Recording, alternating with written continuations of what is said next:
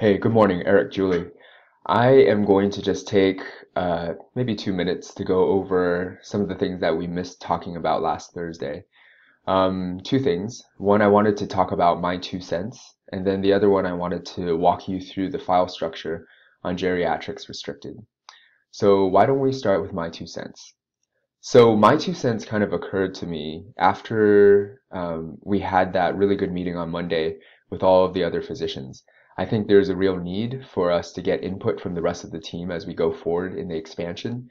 And I just wondered, outside of email, what would be a good forum for that?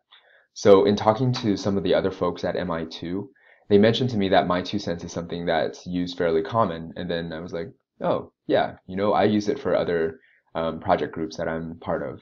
So when you log into MI2, you're just going to see this stream of what everybody's doing.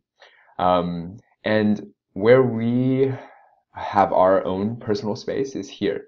So I'm a part of a couple of groups. Practical precision medicine is one of the ones that I participate in on a regular basis every Tuesday. And so we're kind of in our, I guess, storming and norming phase, trying to get a sense of who all needs to be involved, how to communicate with them simultaneously without overloading them with emails.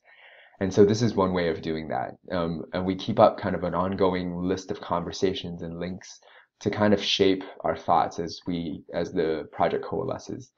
And then here on the right, we have the ability to kind of pin important links. And also, we would be able to pin something like a Google Doc, shared document editing site as well.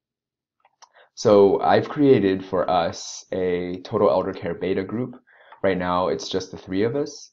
And I think going forward, we may be able to kind of post questions like, how do you think we should handle leased cars in Baltimore as a question to the group and have them make their responses.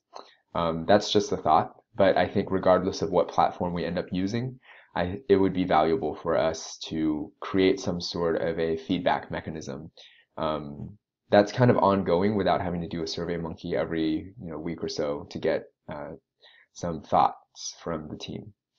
All right. The other thing that I wanted to share with you guys is the file structure for Total Elder Care Restricted, which okay, I'm having to go this way. Okay, here we go.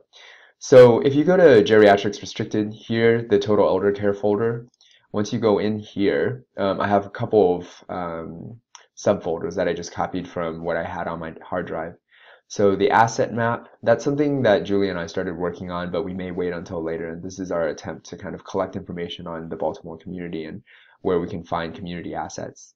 Discovery is an important folder because inside Discovery, we have kind of our important functional areas as separate folders.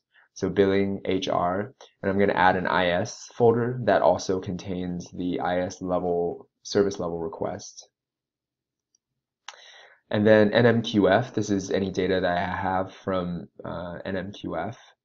And then project management, this is kind of our historic business plan and ROI. And, as we create new versions, I'll put that in here.